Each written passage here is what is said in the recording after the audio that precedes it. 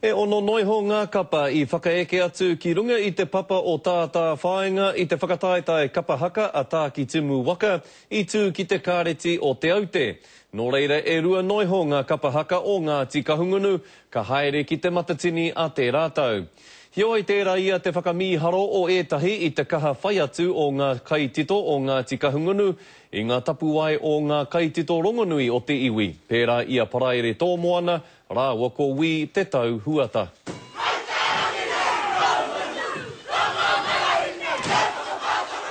Nā ona tuke mata I riro a rongo mai wahine ia Kahungunu. Ānā tēnei tū pau te hau I riro I te rerenga kōtuku no te wairua, te taumata toa.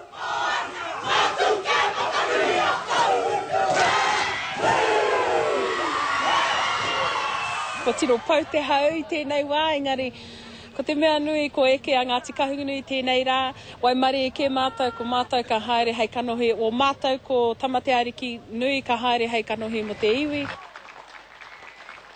Ai mata ki te pēa tamate ariki nui ka whai tūranga rātau I eke tuarua I te kapa, hoi kāri whakaitia kia riko atahia tā rātau tū. Hoi anei titihi ko hinga whakāhua.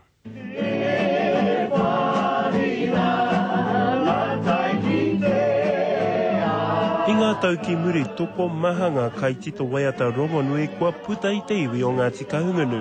Pēnei ia praere tō moana, ia wi te tau huata me Tommy Taurima.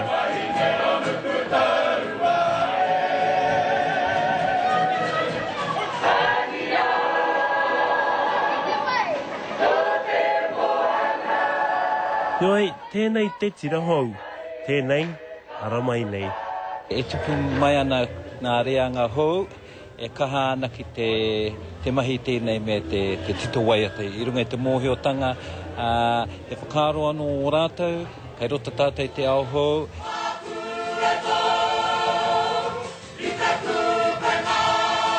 Ko kite au I roto I ngā rōpu, I roto I ngā mahi titonga, ngā ingoa e puta mai ko te rangatahi te nuinga, e he pai tira kia. Kua puta anō te whakahaua e tihi kia toko maha ke ngā kapa o roto te rohe. Noi he whakaro anō tō e tihi atu.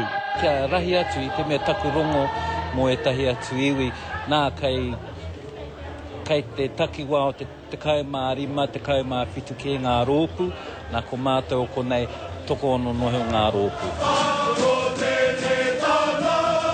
Me tiaki, me poe, me ope ngā kapa kei te tū.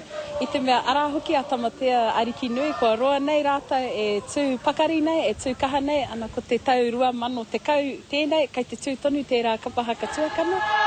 Kei te ahua atu te waka whakataetai ārohe I nāenei ki te upoko o te ika. Hei te rua te kaumā whitu o tēnei marama, tū ai tā rā te whakataetai haka ārohe ki te whanganui ātara. Enzek Pikia, te karere.